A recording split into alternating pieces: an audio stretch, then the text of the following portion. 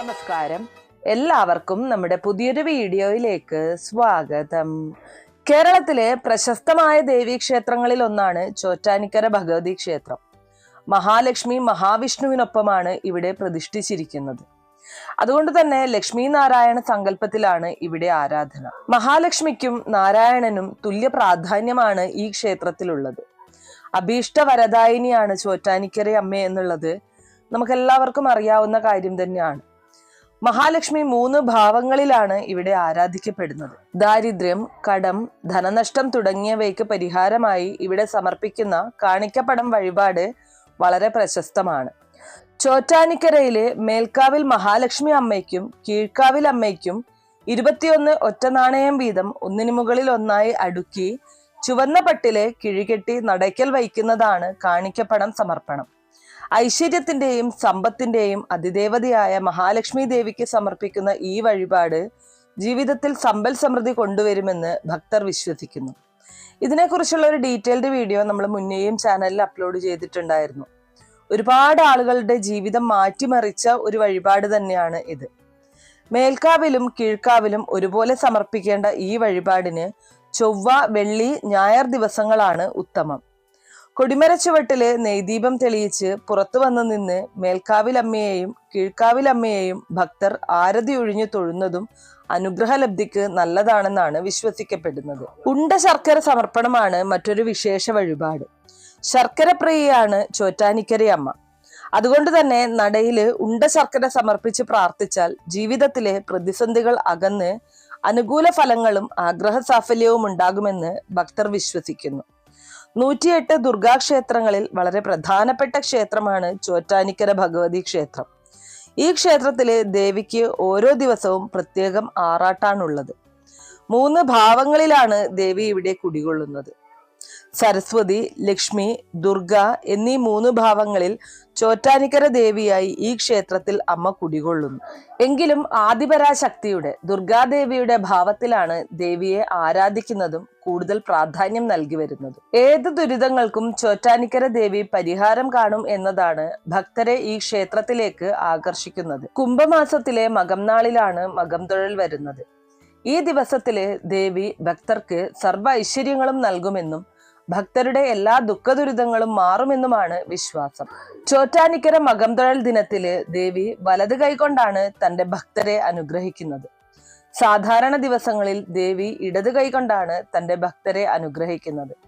എന്നാൽ മകം തൊഴൽ ദിനത്തിൽ മാത്രമാണ് ദേവി വലത് കൈകൊണ്ട് തന്റെ ഭക്തരെ അനുഗ്രഹിക്കുന്നത് എന്നാണ് വിശ്വാസം. സ്ത്രീകളാണ് ഏറ്റവും കൂടുതൽ മകം തൊഴലിന് വേണ്ടി ക്ഷേത്രത്തിൽ എത്തുന്നത്. മംഗല്യഭാഗ്യവും ദുരിതമോചനവും ബാധ ഒഴിപ്പിക്കലുമെല്ലാം ക്ഷേത്രത്തിൽ എത്തുന്നതിലൂടെ പരിഹരിക്കപ്പെടുമെന്നാണ് വിശ്വാസം. അതുകൊണ്ട് തന്നെ മകം തൊഴുന്നത് ഐശ്വര്യപ്രദമായിട്ടാണ് കണക്കാക്കപ്പെടുന്നത്.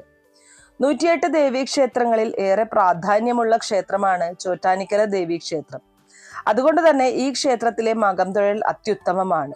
കുംഭമാസത്തിലെ മകം നക്ഷത്രത്തിൽ ദേവി സർവാഭരണ വിഭൂഷിതയായി വിശ്വമംഗലം സ്വാമിക്ക് ദർശനം നടത്തിയതിന്റെ പിന്തുടർച്ചയായാണ് മകം തൊഴൽ ആചരിക്കുന്നത്. തന്റെ വിശ്വരൂപത്തിൽ ദേവിയെ ദർശിക്കുവാൻ സാധിക്കും എന്നത് തന്നെയാണ് മകം തൊഴലിന്റെ ഏറ്റവും വലിയ പ്രത്യേകത. വളരെയധികം പ്രാധാന്യം അർഹിക്കുന്ന ഒരു ദിനമാണ് മകം തൊഴൽ എന്ന് പറയുന്നത്. ചോറ്റാനിക്കര മകം ദർശിക്കുന്ന വ്യക്തിക്ക് ജീവിതത്തിലെ യാതൊരു വിധത്തിലുള്ള ബുദ്ധിമുട്ടുകളും ഉണ്ടാവുകയില്ല എന്നുള്ളതാണ് വിശ്വാസം. ജീവിതത്തിൽ നിങ്ങൾ നേരിടുന്ന സർവ്വ ദുരിതങ്ങളും ഇല്ലായ്മ ചെയ്ത് സർവ്വ ദുഃഖങ്ങളും ഇല്ലാതാക്കി എല്ലാ തരത്തിലുള്ള അനുഗ്രഹങ്ങളും നൽകി അമ്മ നിങ്ങളെ അനുഗ്രഹിക്കും എന്നുള്ളതാണ്. വിവാഹിതരായവർക്ക് സൽപുത്ര ഭാഗ്യം ഉണ്ടാവുകയും ദീർഘസുമംഗലിയായിരിക്കുന്നതിനും വിവാഹം നടക്കുന്നതിനും അഭീഷ്ടസിദ്ധിക്കും ദേവി അനുഗ്രഹിക്കുന്നു എന്നുള്ളതാണ്. മകം കഴിഞ്ഞ് അടുത്ത ദിവസം ഉത്സവം ആരംഭിക്കുന്നു. പൂരം നക്ഷത്രത്തിലെ ദർശനം ഏറ്റവും കൂടുതൽ പുരുഷന്മാർക്കാണ് ഉത്തമം എന്നതാണ് വിശ്വാസം. ഉച്ചപൂജയ്ക്ക് ശേഷമാണ് മകം തൊഴൽ ആരംഭിക്കുന്നത്. വളരെ വിശേഷപ്പെട്ടതും അത്യുത്തമവുമായ ഒരു ചടങ്ങ് തന്നെയാണ് മകം തൊഴൽ എന്ന് പറയുന്നത്. മംഗല്യഭാഗ്യമില്ലാത്തവർക്ക്, വിവാഹത്തിന് ഏതെങ്കിലും തരത്തിലുള്ള തടസ്സങ്ങൾ നേരിടുന്നവർക്ക്, വിവാഹവുമായിട്ട് ബന്ധപ്പെട്ട് ജാതകത്തിലെ പ്രശ്നങ്ങൾ നിലനിൽക്കുന്നവർക്ക്, ഇവരൊക്കെയും മകം തൊഴുതു കഴിഞ്ഞാൽ അടുത്ത വർഷത്തെ മകം തൊഴലാകുമ്പോഴേക്കും വിവാഹം നടന്നിരിക്കും എന്നുള്ളതാണ് ഈ ഒരു മകം തൊഴലിന്റെ ഏറ്റവും വലിയ പ്രത്യേകത. ഒരുപാട് അനുഭവമുള്ള ആളുകളാണ് ഇത് സാക്ഷ്യപ്പെടുത്തുന്നത്. വിവാഹവുമായിട്ട് ബന്ധപ്പെട്ട എല്ലാ തരത്തിലുള്ള പ്രശ്നങ്ങളും പ്രതിസന്ധികളും മറികടക്കാനായിട്ട് ഈ ഒരു മകം തൊഴലിലൂടെ സാധിക്കും എന്നുള്ളതാണ്. മകം തൊഴൽ സമയത്ത് നിങ്ങൾ പ്രാർത്ഥിക്കുന്ന ഏതൊരാഗ്രഹവും അമ്മ നിങ്ങൾക്ക് അനുഗ്രഹമായിട്ട് വരമായി നൽകി അനുഗ്രഹിച്ചിരിക്കും എന്നുള്ളതാണ് മറ്റൊരു പ്രത്യേകത. അതുപോലെ തന്നെ ചോറ്റാനിക്കര ഭഗവതി ക്ഷേത്രത്തിൽ ഉടലെടുത്ത പ്രശസ്തവും വ്യത്യസ്തവുമായിട്ടുള്ള ഭഗവതി സ്തുതിയാണ് അമ്മേ നാരായണ. ഈ സ്തുതിയിൽ സ്ത്രീലിംഗവും പുല്ലിംഗവും ഒരുമിച്ച് വരുന്നു എന്ന പ്രത്യേകതയുമുണ്ട്. അമ്മേ എന്നത് ഭഗവതി സ്തുതിയും നാരായണ എന്നത് മഹാവിഷ്ണുവിന്റെ സ്തുതിയുമാണ്. ചോറ്റാനിക്കര ക്ഷേത്രത്തിലെ പ്രതിഷ്ഠയുടെ പ്രത്യേകത കൊണ്ടുണ്ടായതാണ് ഈ സ്തുതി. മേൽക്കാവിൽ ഭഗവതി പ്രതിഷ്ഠയുടെ വലതുവശത്ത് കൃഷ്ണശിലയിൽ തീർത്ത ചെറിയ മഹാവിഷ്ണു പ്രതിഷ്ഠയുമുണ്ട്. രണ്ടും ഒരേ പീഠത്തിലാണ് നിൽക്കുന്നത്. ഇതുകൂടാതെ കീഴ്ക്കാവിൽ ഭദ്രകാളി പ്രതിഷ്ഠയുമുണ്ട്. അതിനാൽ 3 പേരെയും കൂടിച്ചേർത്താണ് ആരാധിക്കുന്നത്. അമ്മേ നാരായണ, ദേവി നാരായണ, ലക്ഷ്മി നാരായണ, ഭദ്രേ നാരായണ. ഇങ്ങനെ സ്തുതിക്കുന്നതിന്റെ കാരണവും ഇതുതന്നെയാണ്. അപ്പോൾ അതുകൊണ്ട് തന്നെ ജീവിതത്തിൽ ഏതെങ്കിലും തരത്തിലുള്ള പ്രശ്നങ്ങളോ പ്രതിസന്ധികളോ നേരിടുന്നവരാണെങ്കിൽ, അമ്മയെ ഭജിക്കുന്നവരാണെങ്കിൽ തീർച്ചയായിട്ടും ഈ ഒരു സ്തുതി നിങ്ങൾ നിത്യവും ജപിക്കുന്നത് ജീവിതത്തിലെ സർവ്വ തടസ്സങ്ങളും നീക്കി എല്ലാ തരത്തിലുള്ള ഐശ്വര്യങ്ങളും നൽകി അമ്മ അനുഗ്രഹിക്കാൻ കാരണമാകും എന്നുള്ളതാണ്. ദേവിയെ വിശ്വസിക്കുന്ന ഓരോരുത്തരും, ദേവിയിൽ പ്രാർത്ഥിക്കുന്ന ഓരോരുത്തരും ഈ സ്തുതി നിത്യവും ജപിക്കുന്നത് അത്യുത്തമമാണ്. ജീവിതത്തിലുള്ള തടസ്സങ്ങളെ ഇല്ലായ്മ ചെയ്യാൻ മാത്രമല്ല, നിങ്ങൾ നേരിടുന്ന ഏത് തരത്തിലുള്ള പ്രശ്നങ്ങളായി കഴിഞ്ഞാലും ആ പ്രശ്നങ്ങളിൽ നിന്നും നിങ്ങൾക്ക് കരകയറാനുള്ള ശക്തി അമ്മ നൽകിയിരിക്കും എന്നുള്ളതാണ്. അതുപോലെ തന്നെ ഒരുപാട് ആളുകൾക്ക് ആഗ്രഹമുണ്ടാകും ചോറ്റാനിക്കര അമ്മയെ നേരിട്ട് പോയി കാണാനായിട്ട്. പക്ഷെ അമ്മ വിളിക്കുന്ന സമയത്ത് മാത്രമേ നമുക്ക് അവിടെ എത്തിച്ചേരാനായിട്ട് സാധിക്കുകയുള്ളൂ എന്നുള്ളതാണ് മറ്റൊരു പ്രത്യേകത. ഒരുപാട് കാലങ്ങളായിട്ട് ആഗ്രഹിച്ച് ഇതുവരെയും അമ്മയെ കാണാൻ പോകാൻ സാധിക്കാത്ത ഒരുപാട് ആളുകളുണ്ട്. പല തടസ്സങ്ങൾ കാരണം ആ ഒരു യാത്ര മുടങ്ങിപ്പോകുന്ന ആളുകളുണ്ട്. അമ്മയെ നന്നായിട്ട് നമ്മൾ ഭജിക്കുക, അമ്മ തന്നെ നമ്മളെ അവിടേക്ക് വിളിക്കും.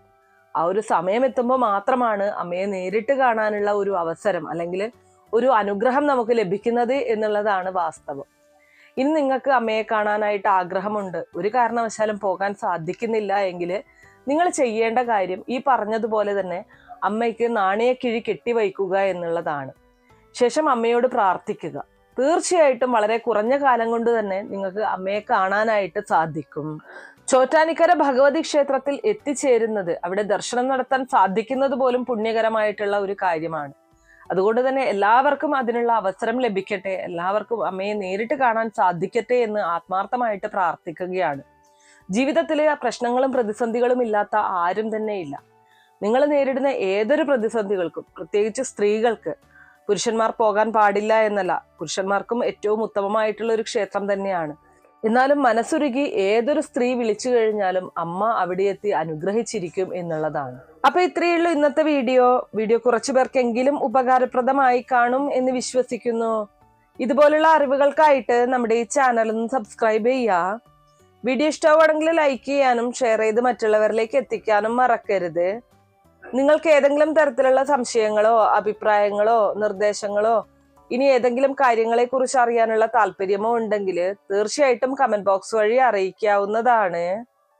നന്ദി.